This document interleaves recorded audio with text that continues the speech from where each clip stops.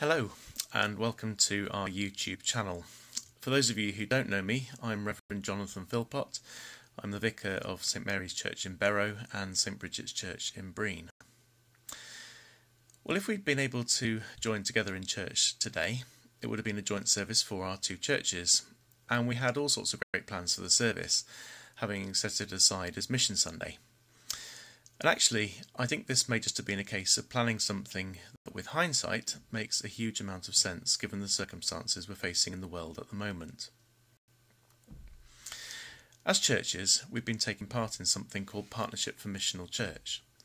Over the past year or so, we've been really listening to our local community to see what God's doing here, to hear the issues and the stories that shape the communities in which we live, to discover the stories of the churches and how they've come to be as they are today in those communities. And when we put all of that research together, and hundreds of hours worth of interviews, we began to see something emerging as a challenge that the churches felt encouraged to try and engage with. So this year, we were going to think more about this and try to create some links with other organisations in the local community and look at how we might work together on this challenge. The challenge that we identified was to look at how we can better support those who are lonely or isolated in our communities. So now, the significance of this begins to emerge, as events in the world have somewhat overtaken the plans that we had begun to explore. The coronavirus pandemic has caused this country, and many others, into a state of relative lockdown. Perhaps where we took our communities for granted previously, we're now beginning to see the value in them, as we are unable to engage physically with other people. The need to engage with the lonely and the vulnerable and the isolated is now even more real than it ever has been. And that goes hand in hand with the increased difficulties of trying to do so while maintaining physical and social distancing. So, what have we been up to as we try to address these issues here in Barrow and Breen? Well, like many churches, we've been trying to work out the best way of supporting people in all variety of ways. We have the church community itself, and we've put resources on our website, and we've been posting them to people who are not online, so that even though we're apart physically, we can remain connected as a church community in prayer and worship. We've made sure that people, whether in church or not, can connect via Facebook and Twitter, and have even resorted to this Facebook channel, which will hopefully provide something of hope and encouragement.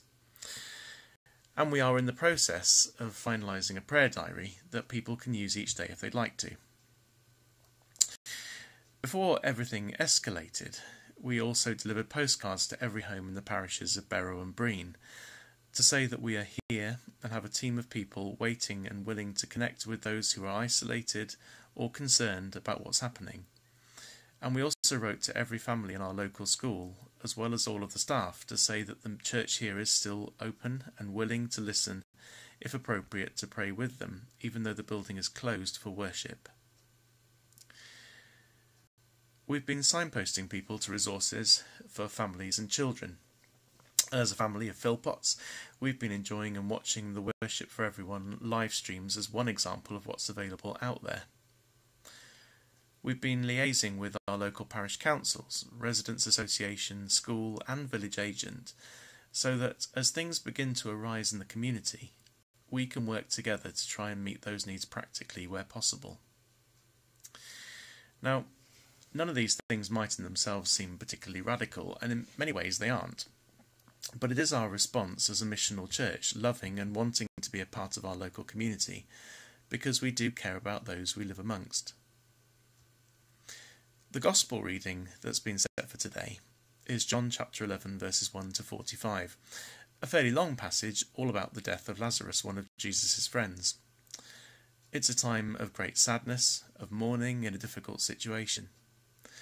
And when Jesus arrives and sees what's happening, we're told that he was deeply disturbed in his spirit and deeply moved, and that he also began to weep. Now, I don't know how that makes you respond, but if we ever needed encouragement that God understands what we feel and experience as human beings, it's clearly seen here, I think. And from that moment where Jesus identifies with the pain and suffering of those he loves, hope begins to emerge. Lazarus is raised from the dead, and many people saw what had happened and believed in who Jesus was. And I honestly believe that Jesus can still provide hope in the circumstances we find ourselves in today. The church, active and alive in the community, is a visible sign of the presence of God here. It's a church that loves, cares, prays, worships, and belongs within the community. And as we do those things, we're reminded of Jesus, who invites us to connect and belong to a wider family, a family that is often not connected physically, but through our connection and relationship with him. God's family. It's a family in which every person has a place and a role, a family where no one need feel alone. It's a family to which we're all invited to be a part. And if that sounds like something that you would like to be a part of, well, please get in touch through our website, www.barrowandbreen.co.uk, or via Facebook or Twitter, and we can tell you how to go about that. But if not, that's okay too. You see, the church will still be here to offer support to the local community in whatever ways it can. And so, on this day, as we draw to an end now, may God bless you and keep you. May God make his face to shine upon you and be gracious to you, today and always. Amen.